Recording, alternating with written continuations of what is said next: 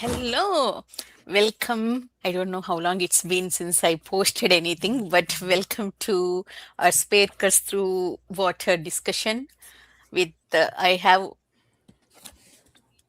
have wonderful people today with me, with Evie, number one Spearcuts Through Water fan, soon to be number two, but for now number Excuse one. me? I will literally fight you. I think Chadia would even fight you for number two. You could And arm wrestle for it, maybe. I don't know. And I have K Fox with me and Philip Chase. I forgot to link their channels in the description, but I will I will link them later after the live. So this is standalone epic. I mean, if anyone is looking for standalone fantasy, this is an excellent recommendation, which Evie has been shouting from rooftops from past 2 years. I would say not enough, 4 but years? Excuse me. This has been out since 2022. Wow, ah, time really? flies. Yeah. Okay. Anyway, before starting, let's keep it non-spoilers first, at least for first 5 minutes, and then we'll jump to spoilers. Hey, Chadia, we were just talking about you. Yeah. Oh, she So, knows. She knows. so we'll get back to Evie by at the end. Philip, you want to start? Oh, for non-spoilers? Okay. Yeah. So first of all, I have to thank Evie for not only being a champion of The Spirit Cuts Through Water, but also sending me this lovely hardcover edition of it, which is just kind of gorgeous, really. I mean, there's some really nice. I don't know if you guys have that in the. Those are worth their weight in gold. I do have They are paperback, unfortunately, but I literal need a hardback and I need a special edition for this.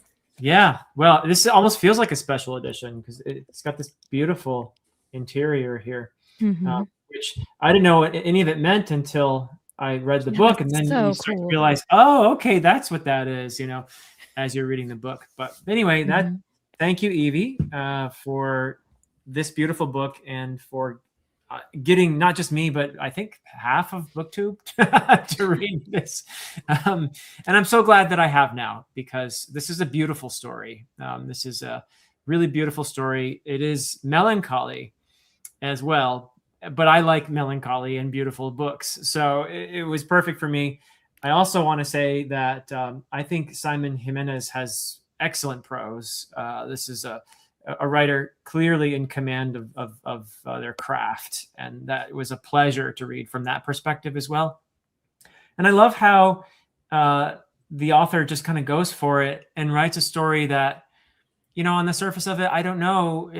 I suspect that didn't even factor in because you think, would this be necessarily a big seller or something like that when you're pitching the idea of it feels like folktale or myth. It functions on a similar level to folktale and myth, or it even feels very dreamlike, which, partakes, folktales and myth really partake of, they're like collective dreams in a sense.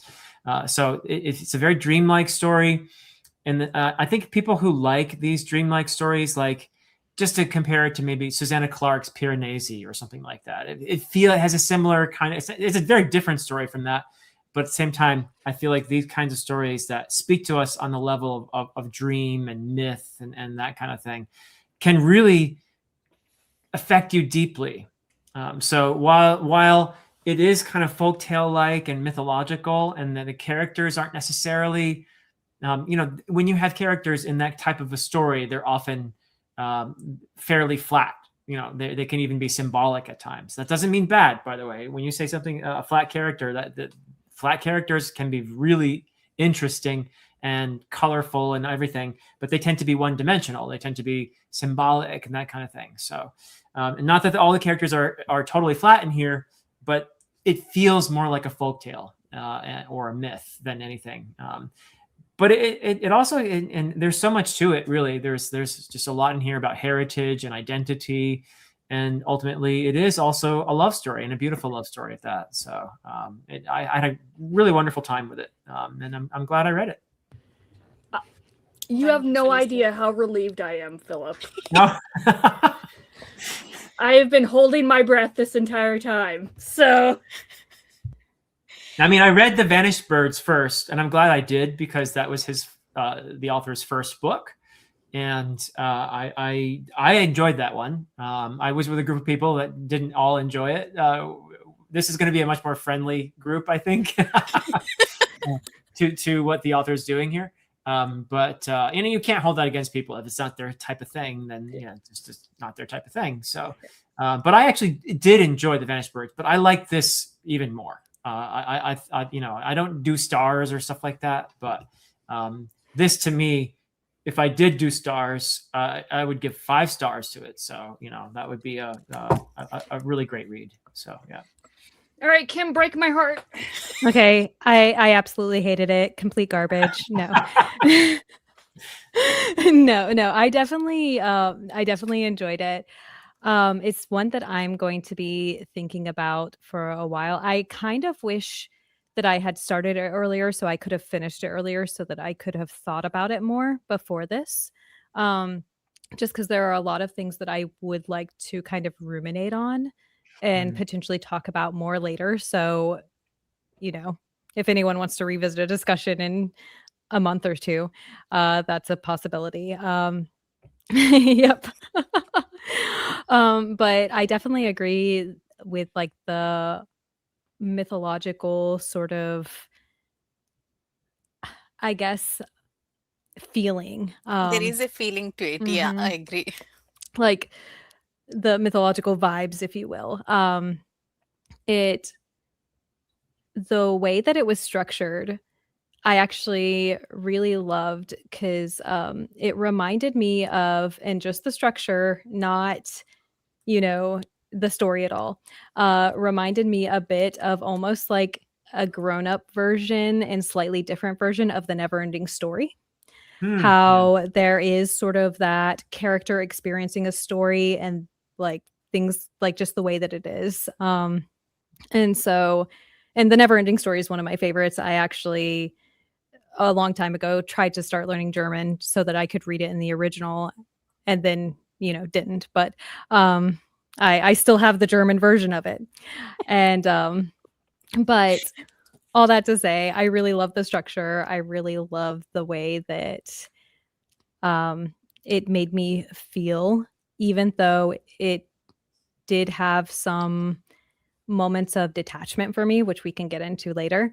And I think that one kind of fun thing that kept happening was that I kept running into things that I thought I was disappointed with.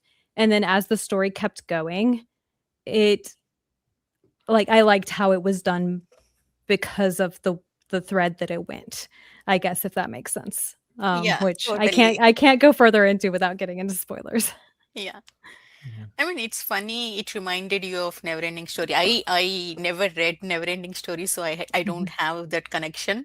But entire book while I was reading this, I kept thinking about 2 books.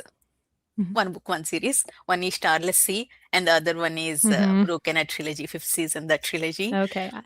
Entire book, those 2 were in my mind constantly. The writing, the structure, everything reminded me of Starless Sea. That was the first, just 2 pages into it. I was like, Mhm. even I was telling Evie, I was like, even Starless Sea also, there was a story of love story between time and fate. The way it was written, there is a kind of, I don't know how to explain it in words. Actually, it felt like listening to a good music. Actually, whenever we listen to good music, the way our heart moves, that's how I felt while reading this book. Every word, every sentence, that was that had a point. Actually, I can't tell you how much I fell in love with this book. Actually, just immediately 2-3 pages into the book, I sent message to K Fox because I needed to talk to someone, and I don't want to tell Evie what my thoughts by that time. So I was like, I am in love with this book. I sent message to K Fox. I can't tell how much this book is for me. I was angry with Evie for not pushing me to read this book sooner. Actually, This is just proof, guys, that Anita doesn't listen to me. So funny. Oh, that's so funny. But it I do makes me want so happy that you guys liked it so much. So, ugh. And the way it was written, actually, constant switching between first person, second person, and third person. I mean, in Broken Eye trilogy, it wasn't that constant switching. There is a difference in books, and there is a difference in the POVs as well. But in this, it is constant. Just between paragraphs. I was like, I was like, I am not an author, but I feel like here Simon Jimenez is breaking some other rules. But I'm completely in for that. Break away all the rules. Yeah, that should be acknowledged too. It's very experimental in many ways, Mhm. Yeah. which is great. And when an author goes for something like that and succeeds, it's really something. So kudos to Simon Jimenez for making this engaging, because that'd be I think just from the craft perspective, that would be really hard to pull off what he does in here. And at first, a reader needs to be a little patient and think, oh, okay, we're doing second. Who's this you? And then what are these italics, and why is this the thoughts from someone else coming interrupting in the middle of this? You have to be a little patient. And once you get it though, and some of the brilliant stuff that Jimenez is able to achieve as you get through the books, and you start to realize, oh, okay, that's why this is this way. And we're able to have some pretty cool revelations as a result of this. It might feel at first a bit disjointed or a bit weird and that kind of thing, but you get used to it, and then you appreciate it by the end, because it does allow the author to keep some surprises that are pretty cool by the ending. And I also liked how we get POV of every person in the story, even like non-relevant people, like background Mhm. people, we get that inner thoughts. I was like 99% sure that he broke some literature rules, but I loved it. It totally worked for me. Yeah, it's definitely, I can see how it's not if unless you have at least some experience with like reading books that are a little bit structurally different, I could see this being really jarring for readers that are kind of early on in their reading journey. But I think that if you've done even like little things like Terry Pratchett with his footnotes, or like I said, the Never Ending Story with like the way that it's framed, I think that it's like, as long as you let your brain just kind of go with it, then eventually the way that it is told is very fluid in a way. And as long as you're not trying to be rigid in that fluidity, then you can kind of enjoy it. Yeah. And Kim, since you mentioned the Never Ending Story, I should mention that I actually met Falcor. The from Yeah. the film? Yeah. That's so cool. When I was a kid, I lived in Uh-huh. Germany, and I happened to be not too far from the studio where they made the Never Ending Story. And we went on a field trip. I think it was the year it was made, even. Mhm. It was there was a lot of buzz around it. But we visited the studio I think it was in Munich. But there was a giant, it was really just the head. I Yeah. think that's where the kid sat on the head when they were filming him flying on Falcor. So it That's was so cool. very That's memorable so experience, cool. though. Yeah. Yeah, I didn't even realize that they had filmed it in Germany for some reason, just because, all the actors are American in it. I Yeah, at just least some assumed of that it it. was, They yeah. maybe filmed it in a couple different locations, but at least some of it Okay. was in Germany. Yeah. That's so cool. That's Yeah. so cool. I'm jealous. You probably weren't even born then anyway, so yeah. I mean, depends on when in the 80s. Yeah. So coming back to this book, Yes. Philip talked about Philip talked about character work uh, a bit. I do think this is not a character focused story. It is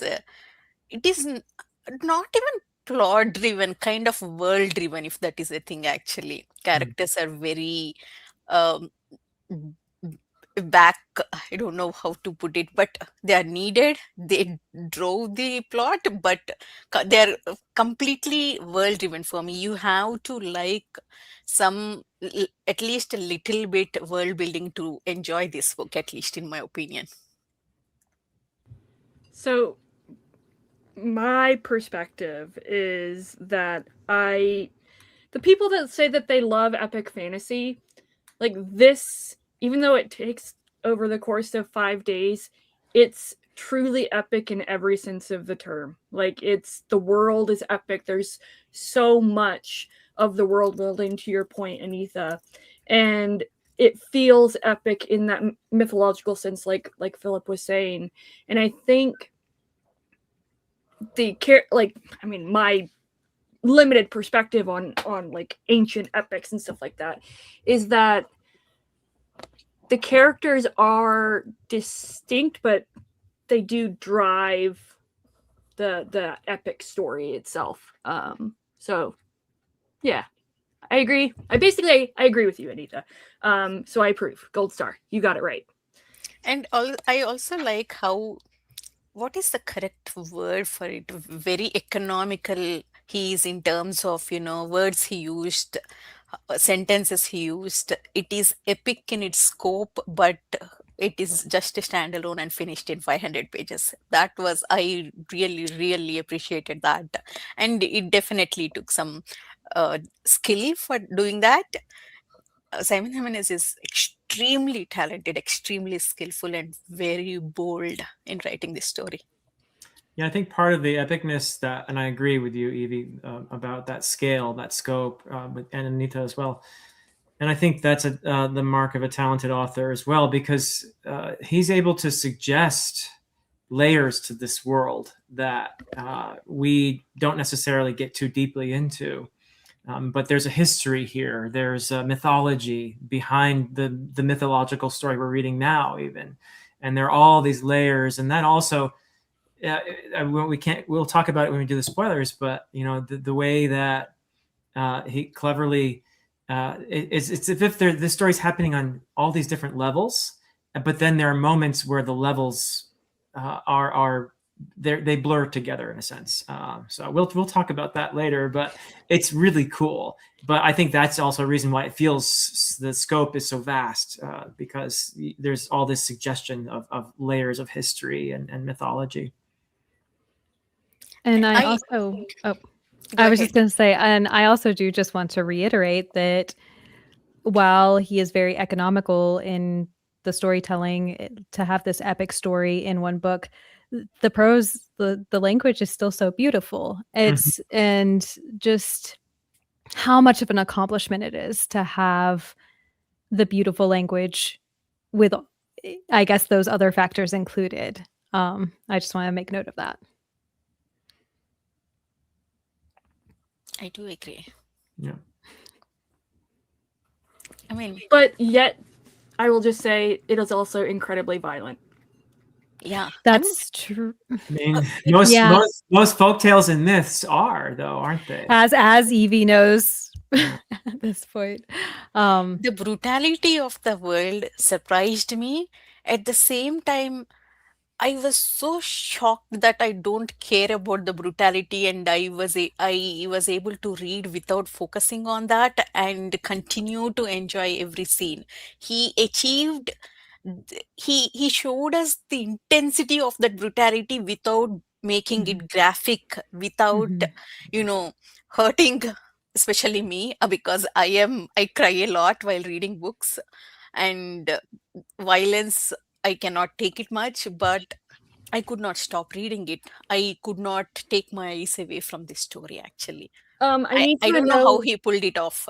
I need to know, Anitha. Did you cry at any point during this book? Of course. Okay, good. Sorry about the ambulance. Can you hear ambulance in No. background? No. Okay. Uh, Good. and for me, the violence, it was really interesting because I feel like it was like, because the way the story was written, a little bit at a distance, but also it almost felt like with like Quentin Tarantino, some of his movies where the violence is almost so absurd that it's like, oh, that's awful and disgusting, but it's like so absurd that it almost like it just seems unrealistic in my brain. And so it kind of like while it was awful, um it didn't, I guess, register in the same way that like a Robin Hobb book would, or another book that would be I guess more harmful to me. Yes, also. Kim, is that your Yes. is that your Yes. I think for me it worked because it wasn't personal. It is not a Mhm. character driven story. None of the violence happened with respect to the characters or where characters were directly involved or were the victims or suffering from that. Maybe because of that, it did not, uh, I don't know, traumatize me. I think, at least in my experience and in general, and then also specifically with this book, I find that I'm able to not excuse violence, but I'm able to process it better, quote unquote, through the prose and how it's described. In this particular case, because Jimenez's prose is so beautiful, it's gorgeous writing. There's I'm able to not only process the violence, but also there's this great juxtaposition of this violent act but being described beautifully.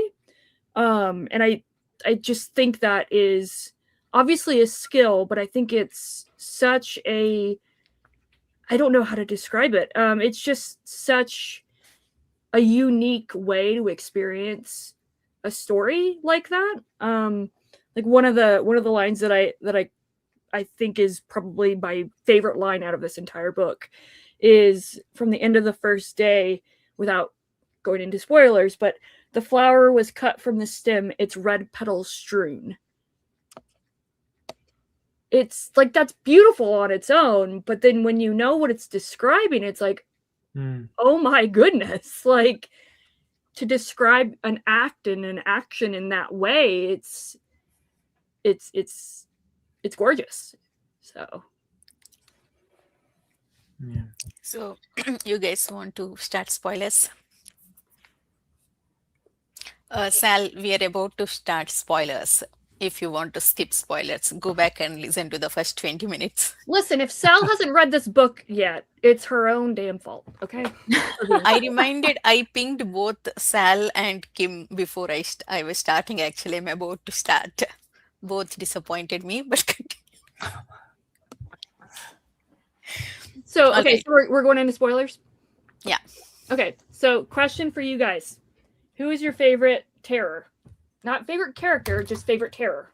Of the three terrors. Yeah. In terms of who was terrorizing, or in terms of Just interpret the word favorite however you would like. third terror story was so, oh my god, I cried so much. I was like, I felt for Aw. him. It was so horrible to read. I mean, he was not terror actually. Please stop calling him terror. He was very, we read in other books, even in fiction books, how a character is misunderstood, how a child with disability is misunderstood. That's the third terror actually.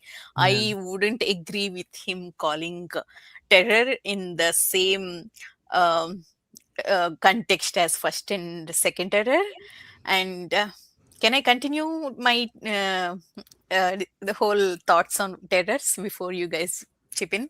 Sure. So Mhm. even first terror actually, I don't know, maybe the act of the first scene itself, he showed mercy to that little girl, right? And we we do see him being like maybe terror but not in first hand experiencing. So also we see him loving his son and caring about all his sons. Maybe because of that I did not look at him as exactly a villain until I see second terror torturing that dancing girl. I was like it did not register me. I did not in any way see first terror in the same light. Actually, second terror was more scary to me, and first terror was like very arrogant, entitled, noble. Third terror was victim. Actually, it completely when we were introduced, when they were called as the three terrors, I was like, I was scared. Oh my God, first terror is like that. How brutal is second terror going to be? How brutal is third terror going to be?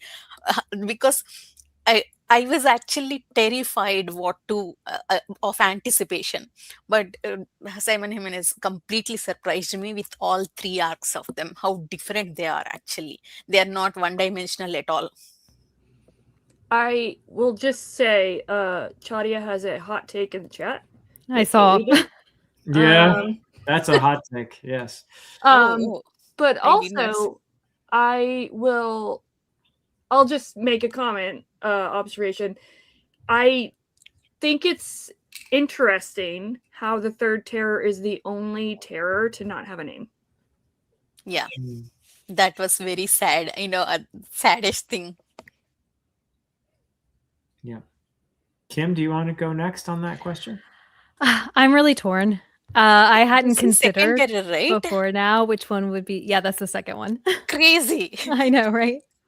I'm definitely between the first and third. I think that the the third definitely would have run away with it if it wasn't for the final scene that the first one was in, where he like had to kill all of his sons, and just seeing how much that impacted him, how much of a struggle that was for him, how I don't know, like that one definitely elevated him in my opinion.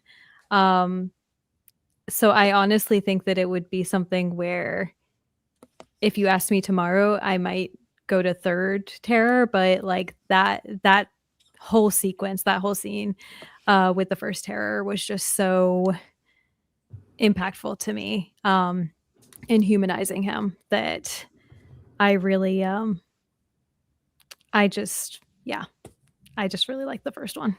I also liked by the end how accepting, like how first terror immediately understood what needs to be done to end the second terror, and he was like, Mhm. I'm ready, do it. Yes. Mhm. Yes, that too. Almost like a little like tiny redemption, almost like a Darth Vader redemption moment.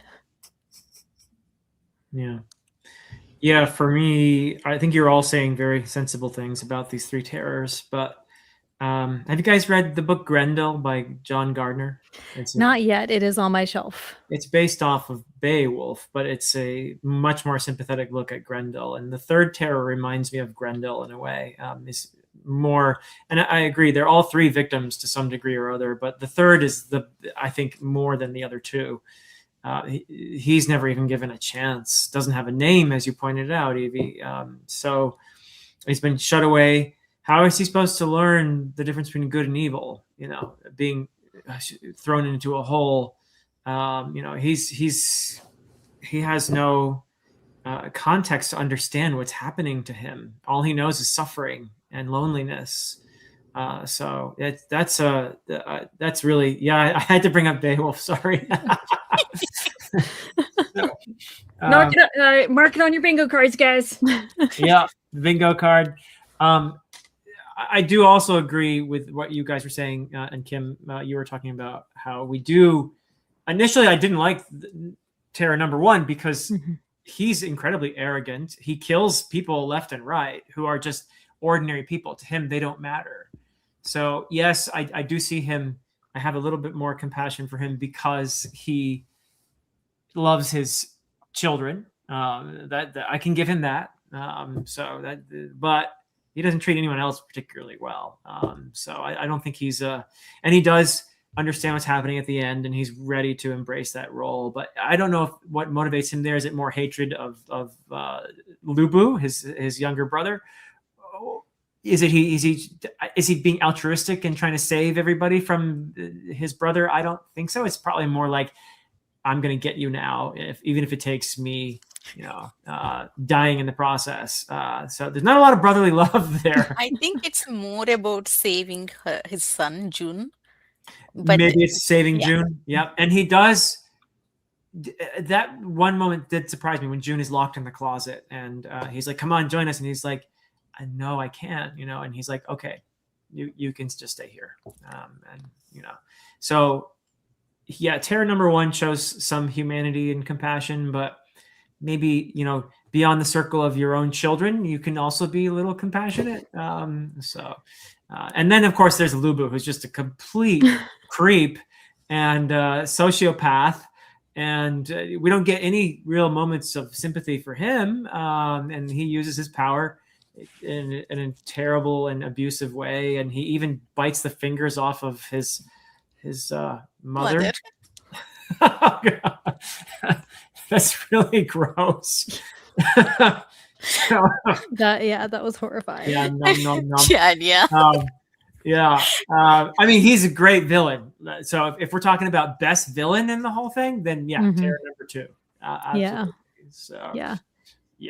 I would so to be devil's advocate, and also, I mean, I don't want to speak for Chadia, but since the Ubu is her favorite, I think one of the positive qualities of the Ubu is his ability to look at the world and the physical beauty of it, because he's a painter, and he is looking at the world in that way. He is manipulating the world to be that, to give him this kind of perfect thing. And compared to the first Terror, like he tells Saam that, like, unlike you, I'm only gonna have one child because I'm not gonna spread my seed, and I'm gonna love my child. So there's arguably some positive qualities for the man, but I agree with Sal here. When I was reading that, when the goddess told June and Kima to eat her body, I was like, of course it is. Of course Evie likes this book. Yeah. But anyway, it is.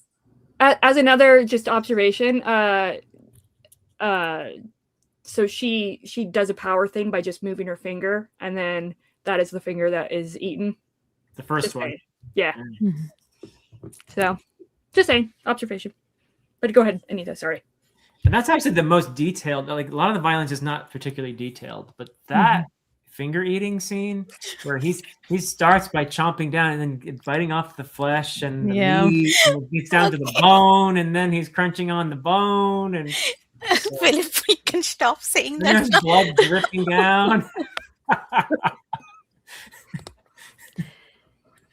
Okay. But again, the way that Jimenez describes it, like, it's oddly beautiful. Like, it's beautiful the way he describes it. Even though the stakes were so high, I was like, okay, let's focus on how we get out of this. I was like, that the violence is completely in the background for me, which was surprising. Sorry, Sal, but you're old enough. So, Anita, and this question for Anita and for all you guys. So when you started day 3, did you read it all in one go?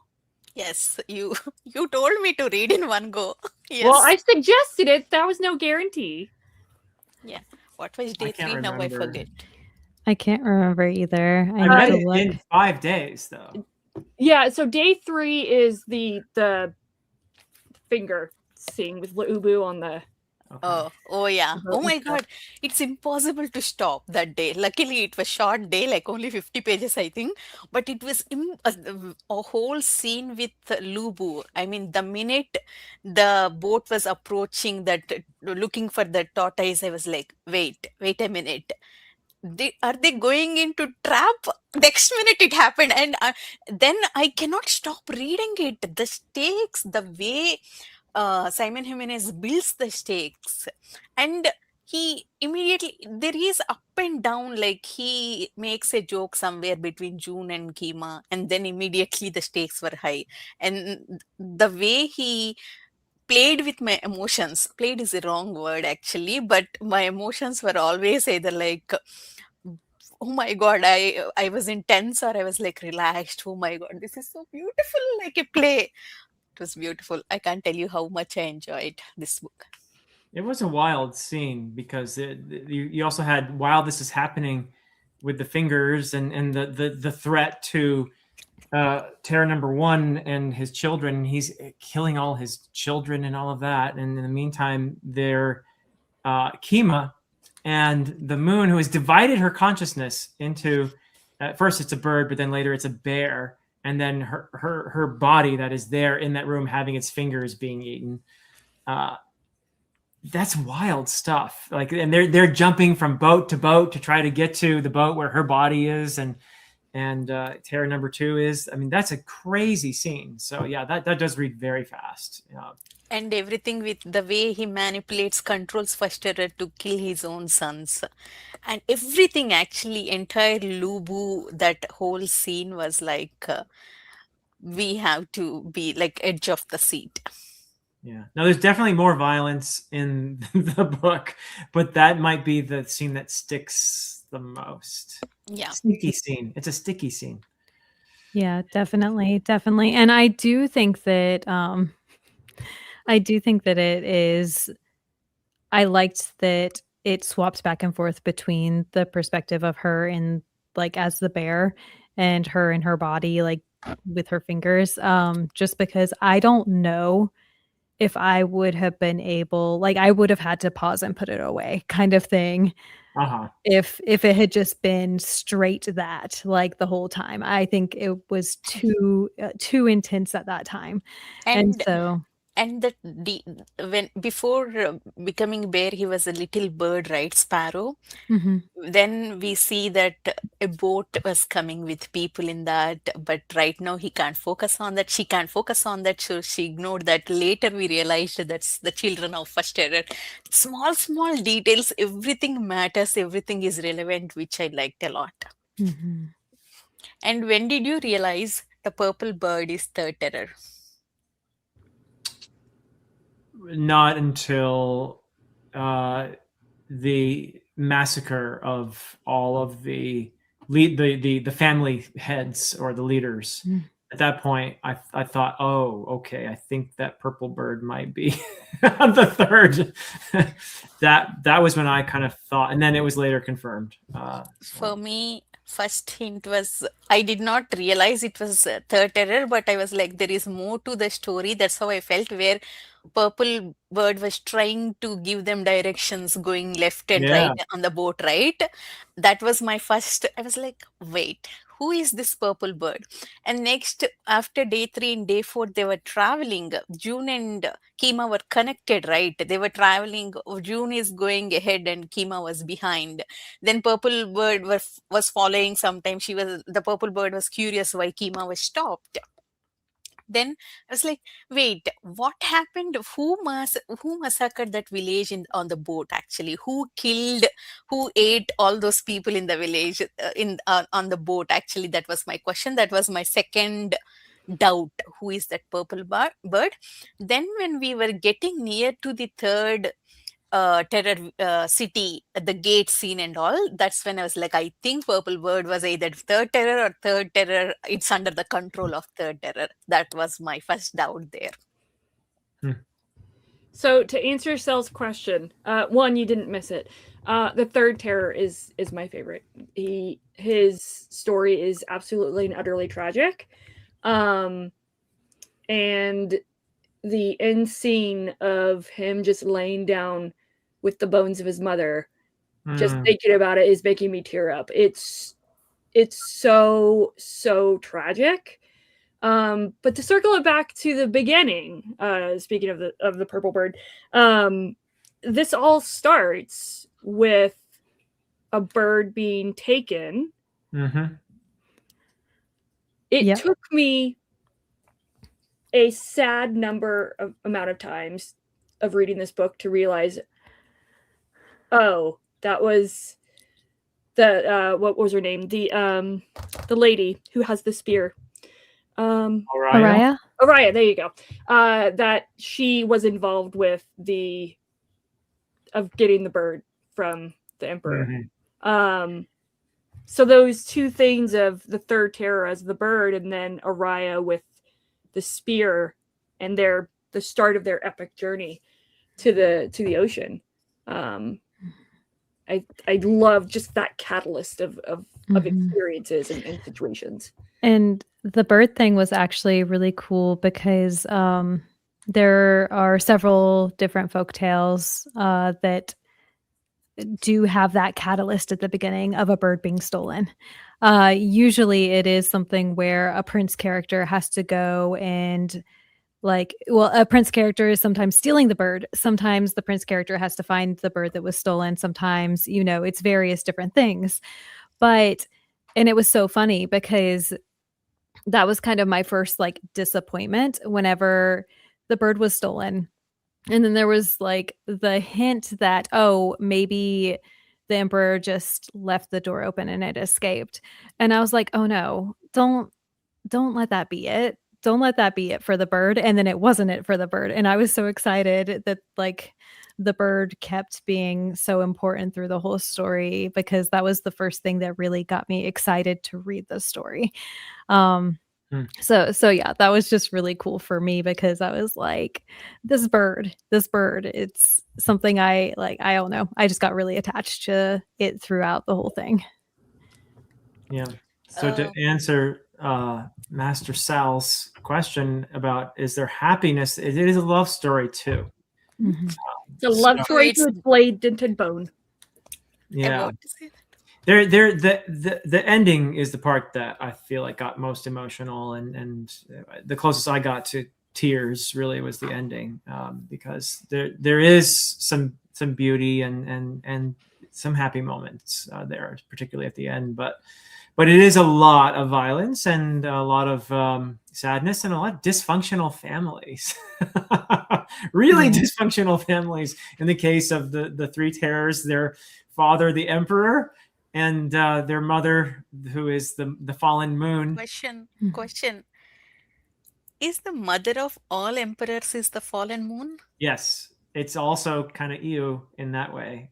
Yeah, but I like that he never mentioned that it was only implied. You have to figure it out, but every single emperor is both the son and the Father. uh, I don't know if husband is the right word, but yeah, father of the moon empress. Yeah. Uh, there are also a couple of moments where I was frustrated is not the right word. I was like, even like day two, day one, especially day five, more in day five, I was like, Emperor is not coming. Everyone I almost kind of knows.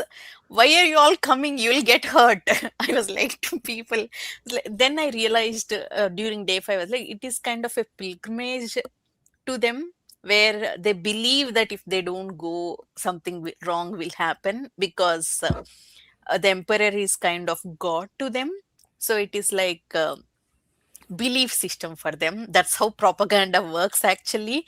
They all Mhm. believe that if they don't go to this pilgrimage, something horrible will happen to their family or something. So that's why even though there are rumors that emperor is not coming anymore, they still came. And second, at the end the battle stopped, they were going back. Even then, still because of mercenaries, little skirmishes happened and people still died, which was, I felt, so unnecessary, which was not at all needed. So which which could have been avoided. That's how I felt. But then it was very consistent with the rest of the book, actually, violence and brutality and how the world worked. And number two, all third terror wanted was playing with June, actually. Even at the end, no, playing with Kima, actually. At the end, after wrestling with Kima, he stopped. He was like, he was satisfied. It was enough for him. So all that fight, I was like, come on, Kima. I was like, I was yelling at him literally while reading. Understand what he wants. Play with him. Stop running away and destroying everything. I think that's it's a two bleh, word's hard. That's one of the reasons why I love the Third Terror so much, is that the whole arc of his character, he just wants to be loved and he just wants to play. And Kima, because the Third Terror has had nothing, no love given to him or shown to him because of his isolation, just the sheer act of Kima being the one to release him as the purple bird, he sees that as an act of love, and so he essentially becomes obsessed with Kima. And then finally the duel happening, the duel, and it is a type of play. He doesn't actually want to kill Kima, he just wants to play. And then obviously he lays down with the bones of his mother, and again, it gets me every time. But speaking of Kima, I think that June and Kima are actually probably as close as you'll get to main characters in this book. Yeah, they're the Yeah, most of like course. distinct. Yeah.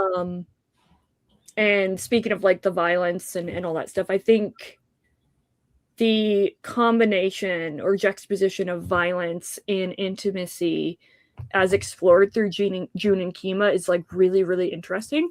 But yeah, what are your guys' thoughts on June and Kima individually and maybe together as well? But Kim, you want to go first? Okay. Sure. I think that for me, June's kind of most fascinating attribute was his vow of not killing, especially in this setting that is so violent, that does have so much of that.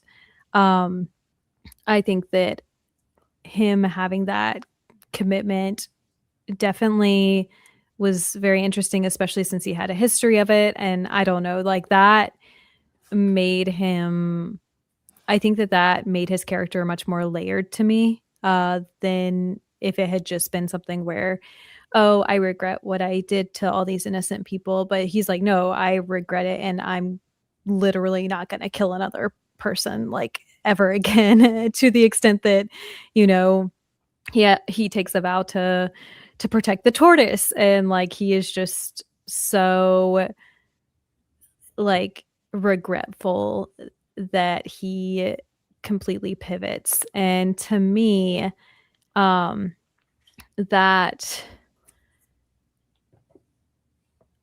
I feel like that is like with the first terror, there's like that whole issue of, okay, he cares about his family. Okay, he's, you know, doing this to protect potentially his son, potentially like hatred for his brother.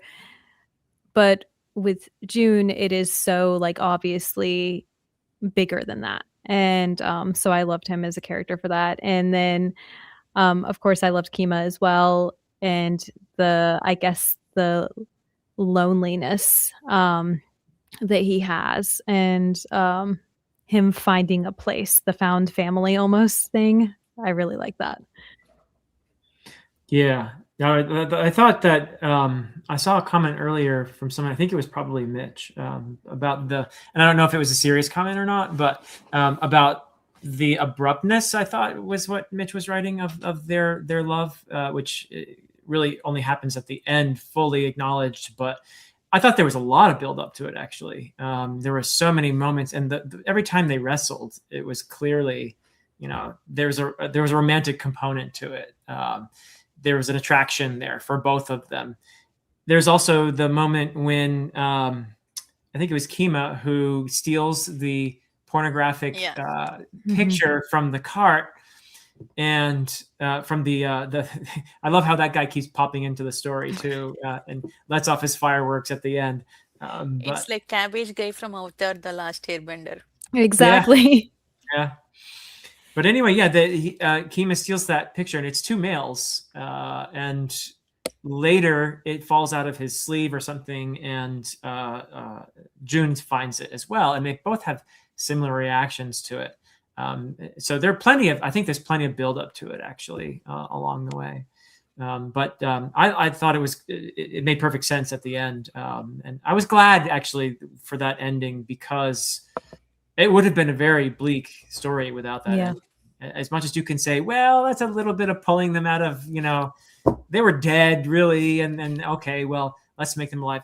I'm glad actually. I'm not critical of that decision at all, because it for me made the story more beautiful to have them together finally at the end. And June's decision to leave Kima behind so that he wouldn't have to partake of this horror that he was about to face, this life of exile at best, and probably meeting a violent end.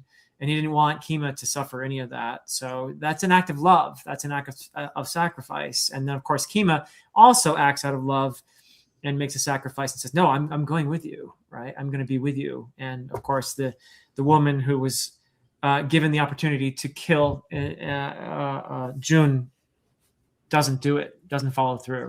It gives him a little bit of a poke in the neck, but that was it. I thought that was a really great scene as well. So, and yeah, Chadia's asking about the moon goddess and how she was manipulating June. And that's a good question. Like, how much of June's, so if we're going to say that the three terrors are in a sense victims because they're part of this really horrible dysfunctional family, the peacocks, who are terror number one's offspring, are horrible and violent, and they kill innocent people, and they're arrogant and all of that. And June is woken up from that by the moon goddess. So I guess a question I was thinking about, and that's probably deliberate on the author's part, is how much of this is his own volition? Was she simply freeing him of the influence of his father, which made him a bloody, wrathful person, or was she manipulating him in a way to? I think which is it? Like, how much of this is his own free will? Is he becoming a better person on his I own? think so, because during when I think after crossing day one, when they sent a messenger to close the gate of Rabbit Gate or something, the goddess wanted June to kill that messenger, but June doesn't want to. So Right. that's where he exercised his free will, I think. Kima, Purple Bird hurts that messenger, and Kima went and killed him. Actually, So June he on doesn't. his own decided, no, I'm not killing anymore. Yeah, and I like towards the end, whenever, well, not the end, but when I guess I think it was towards the end of the moon goddess's life, we got a bit of reflection from her about how she got into June's head, and specifically, it mentions that he felt like he kind of was already feeling guilty, like he was already having those thoughts and that That's why regret. it was easy for her Mhm. to break June. Yeah. So I definitely think that, there was some manipulation and everything, but at the end of the day, it is kind of one of those things. Well, maybe he would have gotten there on his own eventually, regardless, but who knows? I like that at the end of everything, even though she first goddess, moon goddess manipulated June and everything, when Lubu was like trying to kill June, that's when she was like came out of her Mhm. freeze as like, okay, you can't do this, because she found that love actually. This is somebody who is good. So she wants June to live. I really like that. And talking about the ending, actually, when Philip was talking about that, I came close to tears. It was beautifully written, but I have mixed opinion on the ending, which was very surprising because I always want happy endings in books. But uh, I think when it was everything ended, like when we expected or when we thought June and Kima died in the sea, as those other people told, people in the play, people in the inverted theater told that they have to give themselves to the sea. That's the only then the tsunami will end. I read it as tsunami actually. I thought they will be dying. I mean, I was hoping there is a way for them to have some kind of future, but after when the sea came, when they are gone, when we were in the POV of Araya's daughter, what was her name? Shan. Shan, thank you. So when we were in the POV of Shan, I was like, oh, so they're not going to have future. I am sad for them, but then I was like, okay, they are dead. But then we got to see the, they came back and all. I was little, what was the word here? Unsettled. Like I made my peace with them dying actually by then. And now I have to see them sad again, because even though they came back, as Philip mentioned, June sacrificed for the sake of their love. He was leaving, and then Kima followed. But and they were talking about um, June being in danger, that any moment people might kill him. Both are in danger now. So it felt like their perspectives weren't changed. It was kind of a sad ending, poetic but sad. So I felt sad because of that last scene actually. So I have mixed opinions on that. Though I wanted that to be there, I wanted them to be alive and happy, but because of that, how that ending scene was written, it did not feel like happy ending. I felt very sad, how bleak it was actually, because they have to live in terror all the time. And I have mixed opinions just because I like people dying.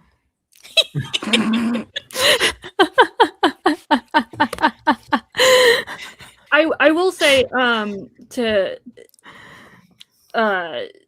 talking about like you mentioned tsunami and Etha. It wasn't until I talked about this book with Ben and Grace that they blew my mind when Ben was like, oh, this is, when you boil it down, this is the story of how to, prevent a tsunami, or like to stop a tsunami. I'm like, wait, what? And he's like, yeah, the moon is the thing that affects the tides. And if the moon is down on Earth, like that's gonna like screw things up and just cause chaos. And I'm like, oh my God, like it blew my mind. So, yeah, so it's there's so much in this book that it's all weaved so seamlessly together. And I don't say this lightly, and take it with a grain of salt, because obviously I have my biases and stuff like that, but I genuinely don't think you can take a single thing out of this book or add something else or twist it in a different way, and it would be the same book. I mean, you could argue that same thing about any other book, but for this particular one, I don't see anything that could be added to make it better or removed that would, I feel like it would just unravel it. But and then we haven't even talked about the theater yet, and the you in the story, who and the Oh my God. the child of the moon and the water, who is this body, and that is basically in charge of the play that's being produced. The theater as a nexus, as a place where all these different lives that have touched this story in some way, even if they're distant descendants, or even if they're just the you I was convinced was a descendant of Araya, but actually they're not literal descendants, but they are kind of metaphorical descendants in a way. But how the spear, and one thing that I loved was I didn't expect June and Kima to be led into the theater and to be given this choice while they're there about how the story is going to be proceeding. And it's a beautiful moment too, because June, of course, being in his situation, is ready to die. So the decision to sacrifice himself is not hard for him. He expects to die anyway. For Kima, though, he's just barely starting to get a life. He's found this person he's in love with, and he is, for the first time in his life, not feeling like somebody who's rejected and ostracized, and so he has a purpose finally, and he has to let go of it in order to make the sacrifice. But I love the idea that that's when he gets the spear back, right? That this person, this you, whose role is to bring in the spear, And then you had the river woman who had seen it earlier and said, "Oh, okay, can I hold that spear for a second?" And she was actually killed by. You later find out she was killed by that spear by a descendant of Arias, the guy that thought he could be cool in battle and all, and then she ends up killing him back. But she's looking at the spear that killed her, actually, right in that moment when she's one of the ghosts in the theater or whatever. So really cool nexus place where everything just kind of comes together. I love what he did with the theater as a conceit there. That's one of my favorite scenes, Philip. Thank you for reminding me to talk about it. Yeah. This is when I broke my rule about not telling Evie anything and sent messages to her. Like, I wasn't going to say anything until the live stream, but I'm breaking the rule. I just finished day 4, and then I talked about exactly what you said.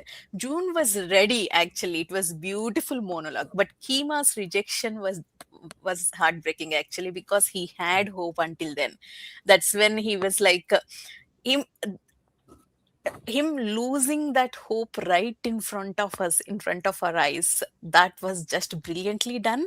And even when they know that Moon and Water's daughter and that river goddess, they know that they have to do this, but they were like, Kima, if you don't want to do it, it's okay. The exact dialogue was, it's I had been witness to and has told the tales of crimes of far greater magnitude than that of a boy who decided to live for himself. That was even though it needs to be done, they were like, they respected Kima's choice. If you don't want to do that, that's completely okay. If you choosing yourself is completely okay. That's when my exact was like, I wrote Evie. The empathy it needs to say that without judgment of any choice schema makes was profound. I loved Jimenez for showing the world that the emotion it evoked in my heart when I read that line, I can't put in words. I just want to hug the book. I don't even need to finish the book. That's what I wrote, Evie. That, because when in many books, I mean, I haven't read that many as much as you all, but still, many books, when a sacrifice needs to be made, the story needs, like, tends to push the character to make the choice, or sometimes they manipulate, or sometimes they push. But a sacrifice needs to be chosen by themselves. We can't push it on somebody. And when Kima made the choice, they were ready to respect that choice. It was very profound to me, and I loved Jimenez I fell in love with Jimenez for writing it that way.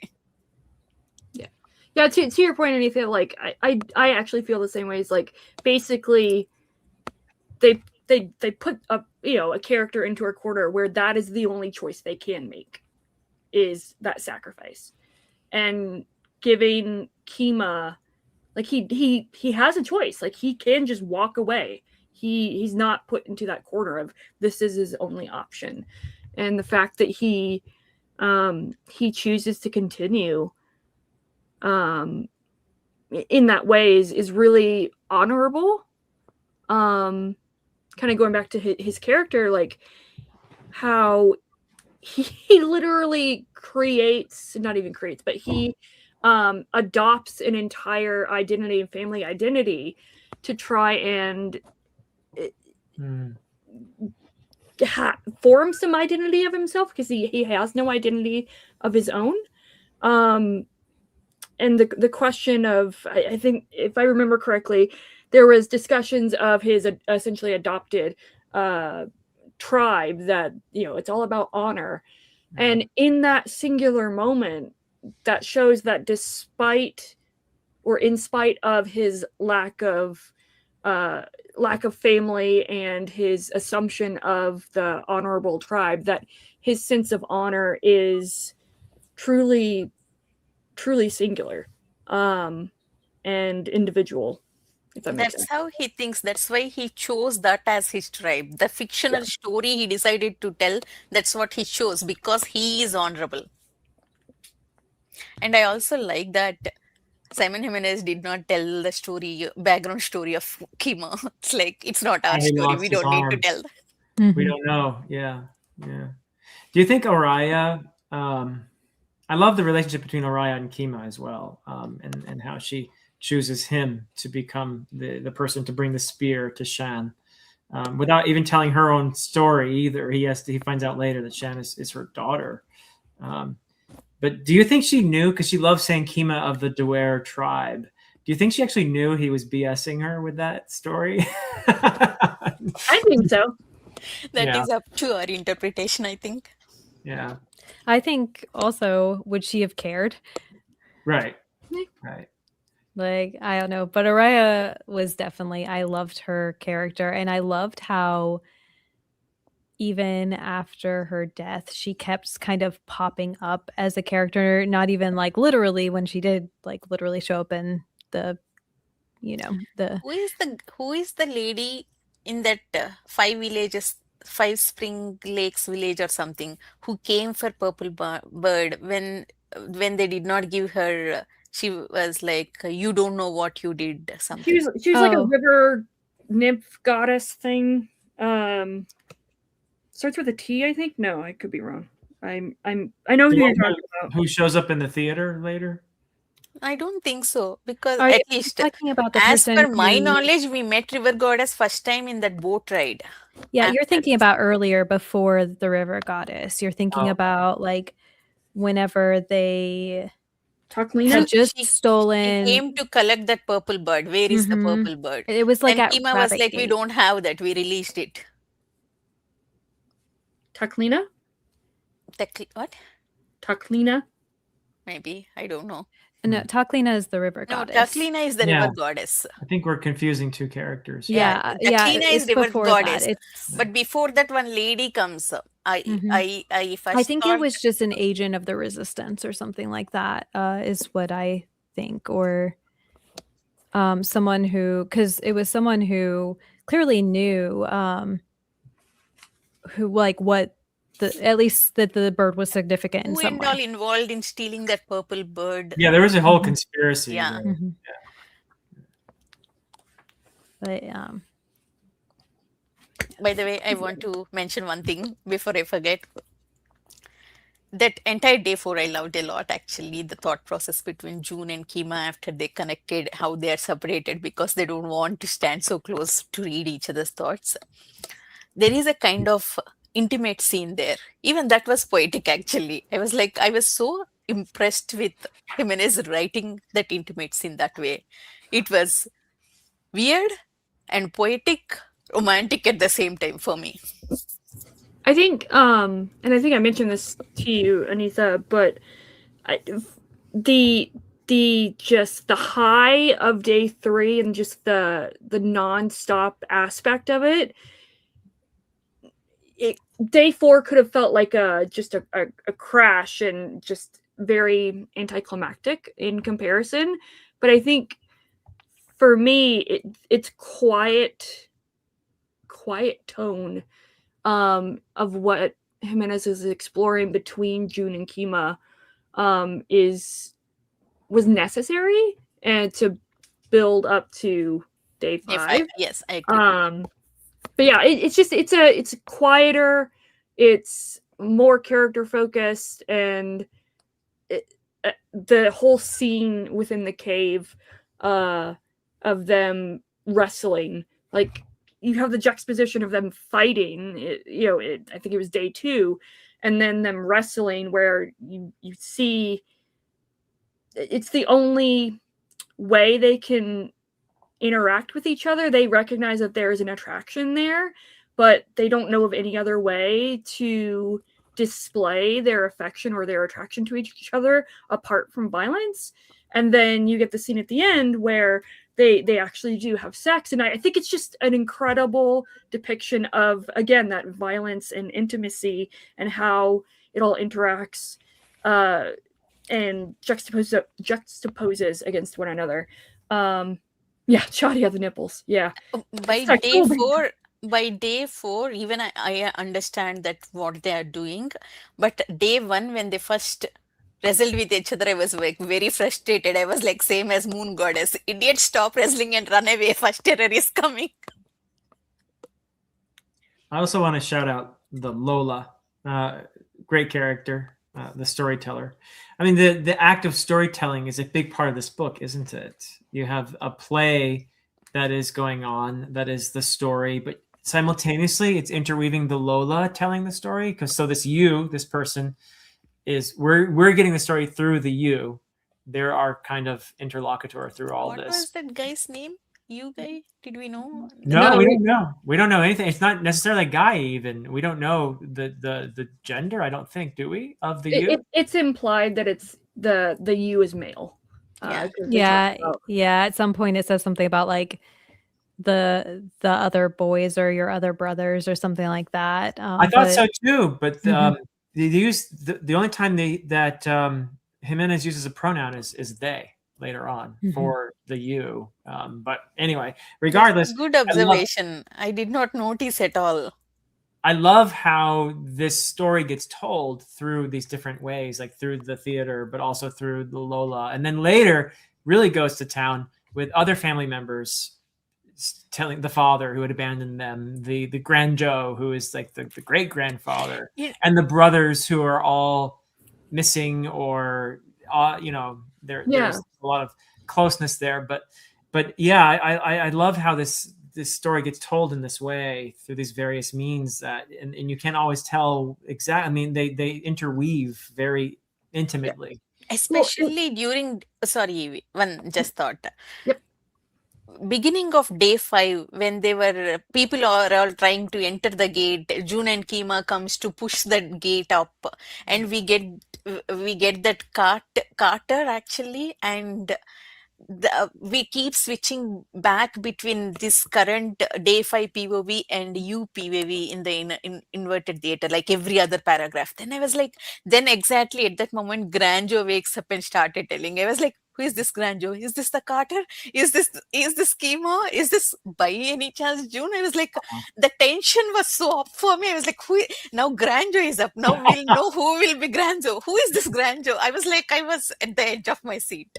Grandjo had been sitting there basically comatose and just eating applesauce shoved in his mouth the whole time. Suddenly sits up and starts telling the story. Yeah, that's why I was like, doubt, oh my god, he's up. Now it will connect everything. I really expected Granjo to be one of the characters from day 5. Yeah. Yeah, I mean, going back to, I think you said it at the beginning, Philip, is just the timey-wiminess of this all. Yeah. The fact that you really can't. I know there's been discussion of like where the actual like modern timeline is set. Is it? A lot of people say World War I, and I think that's actually more kind of Eurocentric thinking. But I don't think it's really matters where the U is set in terms of time, because of it starts off with the Lola telling you the story, but then there's also reference to you within the text of you telling the story to your brothers. Yep. And the father telling the story to you. There's a whole nother. Speaking of the violence and intimacy, like the Lola says, this is a love story to its blade dented bone, whereas the father's like, no, this is a war story. This is a story about violence and men and war. And I'm like, yeah, I that's completely agree with Lola. This is a love story to Love its story. lord. yeah. Yeah. Got it right. By the way, do you guys think that was Shan's father at the end in those tunnels? Oh, I don't think so. I don't think so. But I like that she was willing to pretend that it could Yeah, have she was at the end. There was a dialogue. Why can't he accept that he was my father? I was like, been. by the way, I thought it was her father actually. Oh, Granjo yeah. was her father. speaking of parents, because I want to make sure we talk about this character, Defect. And the whole journey of Defect being Tortoise. being a broken tortoise, a defect. That was the most brutal death in the whole book. Yeah. And speaking of how awful Ubu is, or to reiterate that, I should say, the fact that the goddess, yeah, was eating the tortoise, yeah, the mother tortoise, So and sad for all the tortoise. Sorry, Evie. Go ahead. no, I was just gonna say, like, it's the defect thinking, oh, I finally hear people, because the whole point of the tortoises is to be this communication system, and part of his defect is he can't communicate. And when he finally can communicate, it's just Lubu, and he's so excited to like have this communication. And I can almost hear it in my head. He bugles because he's so excited because he can hear. Oh. And then only to realize that it's a lie, because it's Lubu. He's taking the powers from that tortoise, the mother tortoise or giant tortoise, whatever, and manipulating them to get to come closer. Oh, It's so sad. sorry. I just remembered. Lubu is the one who made people steal purple bird because he wants to eat the purple bird too for his brother's powers. Araya is not involved. I remember now. There was someone at Tiger Gate who was expecting to get the bird there. Yeah. But I don't think Araya was involved. I don't. Somebody said Araya was involved in the No, beginning. I'm pretty sure she was, because she was involved with. No, she wasn't. She was the involved birding. with Five Families rebellion, not with bird stealing, because Lubu was the one who sent people to steal the bird, to eat the bird. Not to steal the bird, but to divert the bird, to like get them away. To eat the bird. He wanted to eat the bird. No, I'm saying Araya was basically trying to make sure that he didn't have that ability. Oh, that trying to get the bird away. That I don't remember. I have to read it again. Oh my god. I finished this book on 4th. I did not read a single book until now. I was so obsessed with this book. I want to reread it again.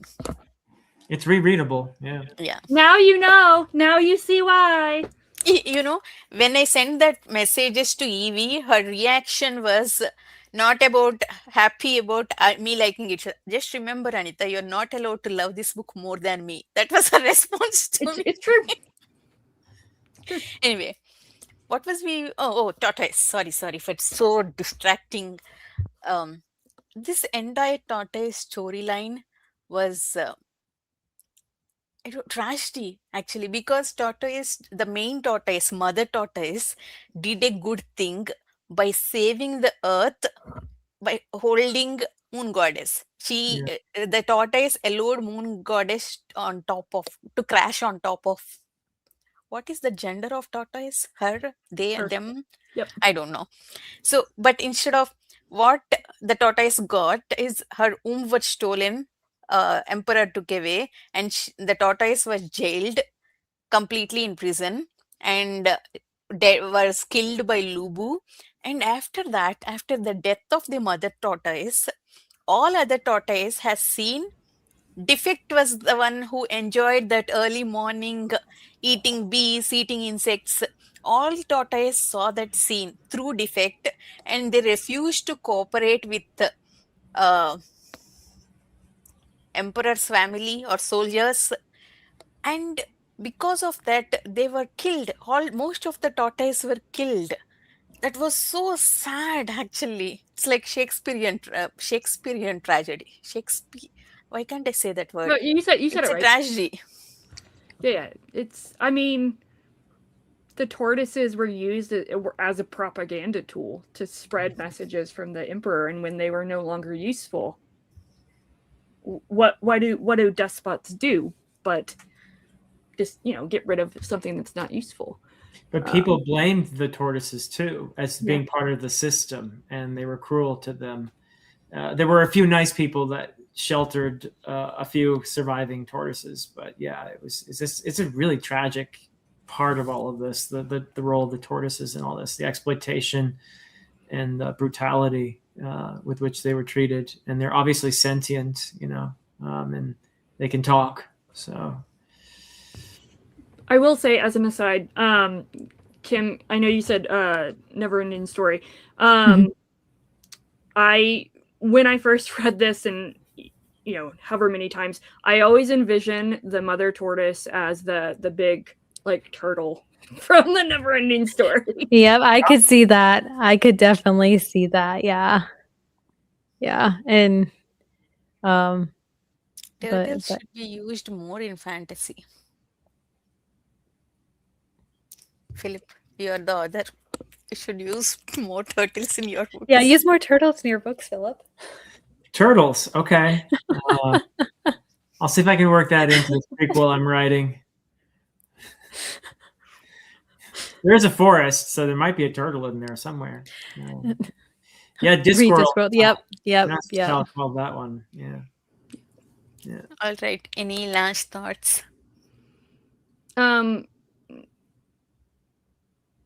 I don't know, what was I gonna say? Oh, to self-promote here. Philip, now that you've read both books, you can watch the interview I did with Simon Jimenez. Oh, cool. Yes. Yeah. Everybody watched the interview that Evie did with Simon Jimenez on her channel.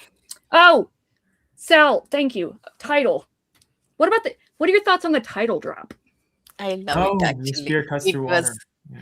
it was poetic. It was, I mean, by the end we almost forget about the title and then it drops.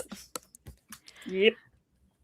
I feel like for me, there was a mention about how I think it came before the title drop of about like how the spear had like moonstone on it or something like that. And that's whenever it clicked for me. I was like, oh, I see where this is like I kind of like was like, oh, I see where this is going. I see what's gonna happen here. But yeah, it was yeah. And we I thought think the movements together, and we expressed with our bodies that same thought. We were not ourselves anymore, but each other, speaking through our bodies to a wounded and grieving land. And what we said was this: the body holds the body, the arms hold the spear, and the spear cuts through water. Mic drop. Right, go ahead, Anita. I mean, there is a lot of science in this too, actually, not just fiction. Everything to do with sea and moon is science. It is, but it's taken definitely to like a fantasy extreme. Yeah. Yeah. To answer Sal's question, do you now recommend the sci-fi book? If you should read the Vanished Birds. Oh, I'm not allowed to answer. Okay, Philip. Oh, I'm supposed to answer this. Can you please answer Sal's question? Do I recommend it? Yeah, I like The Vanished Birds, and I'm glad I read it first because Oh. I believe those are the only two books that Simon Jimenez has published yet. Alas, And but yes, it's nice to see an author. And there's nothing wrong with reading them in the other order either, by the way. Nothing at all wrong with that. But I like to see how an author improves, and I do think, for me, I found this a more compelling read overall. Like I felt like The Vanished Birds was a great book. I enjoyed it, but there were flaws that were easier to pick at in The Vanished Birds for me. And this one was just. Both are books where Jimenez just goes for it, and I respect that highly. But I think in the case of The Spear Cuts Through Water, it was almost flawless the way it was carried off. So I thought that was great. Is the writing style same in Vanished Birds? Is it lyrical? Yes, the lyrical aspect of the prose is still there. It's a different story, though. It's a sci-fi. And it's been a little while since I read it, but I think it's.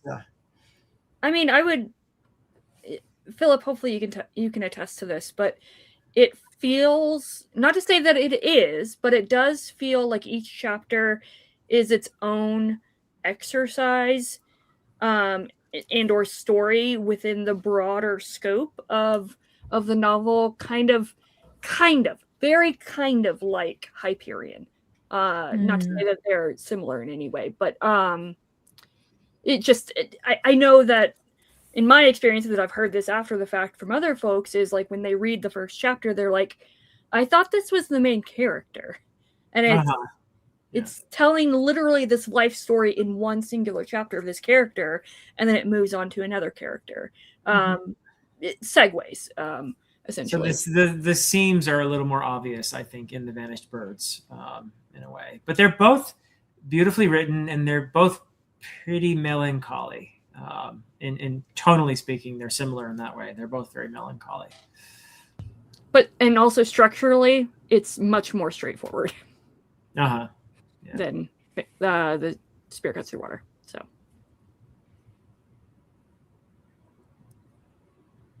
By the way, Evie, you were talking about the war and the current time. I think based on others' nationality and all, I think it is more in the East, and he was talking about uh, war between Philippines and Japan. That side actually, not World War One, but I could be totally wrong. Again, it's so nebulous. It's not definitive. It doesn't matter, as It you doesn't said. matter. So. But I don't agree if anyone says World War One, though it doesn't matter. Yeah. So I'm very glad that you guys all loved it. This makes me so happy. I can sleep well tonight. So yeah. Yeah, So- well, again, thank you, Evie, for Mhm. the recommendation and for the beautiful edition. And thank you, Anita, for hosting this. That was a lovely thing to do. And Kim, it's always wonderful to chat with you. We've chatted before, but not enough times. We'll have to do it again. Absolutely. Yes, thank you, Anita, for having us on your channel, and thank you, Evie, for recommending, not harassing into Oh, reading. that's a nice way to put it, Kim. And thank you, Anita, for setting up a buddy read so that I actually would read it. Thank you for joining. You made this discussion much better than just me gushing about how good this is. Yes, You both and added some, good thoughts, added value to the discussion. and I always appreciate Philip's take as, the literature professional Oh. amongst us. And Philip only said Beowulf once. Yeah, That's only Only one. true. once. That's Yeah. true. And he wasn't even technically talking about Beowulf. He was talking right. about Grendel. Brenda. Yeah. Yeah. Only because it's not on Philip's channel. If it is on his channel, he would have mentioned, I don't know, maybe 5 times. I mean, that I was behaving myself, or trying. Anyway. I am putting Grendel on my TBR now. I Yeah. own it. If you want a buddy read it and make me actually read it. Oh God. Oh, There we God. go. What would you all recommend Anita to get over this book? That is such a good question. So I wouldn't recommend this to Anita at all, but I am reading Black Leopard, Red Wolf, Ooh. and this is absolutely and utterly violent, disgustingly so, but it is giving me this. I'm having a similar experience with this book that I did with The Spirit Cuts Through Water. Uh-oh. It is- Don't say Uh-oh. that. No, I have to reread. Don't It's, say. no, so it's just the feeling like it's an epic fantasy, and it is epic, but it's not similar. It's just the vibe basically. Again, it's utterly violent. There's an unreliable narrator at play, and there's this nested kind of psychedelic quality of where are we at in place and time. And it's just I'm Sal loving it. is telling me it is going to hurt my head. It's true. We'll see. I chatted 2 books. At least one of them should work. I need to get out of this Spirit Cuts Through Water brain and focus on other books now. I mean, you could always read a Discworld book. There we go. There is a tortoise. All right. Thank you, everyone. Thank you for joining and made it fun through live chat. And thanks, everyone. Thanks, Evie, Philip, and K Fox for joining me. Thank you.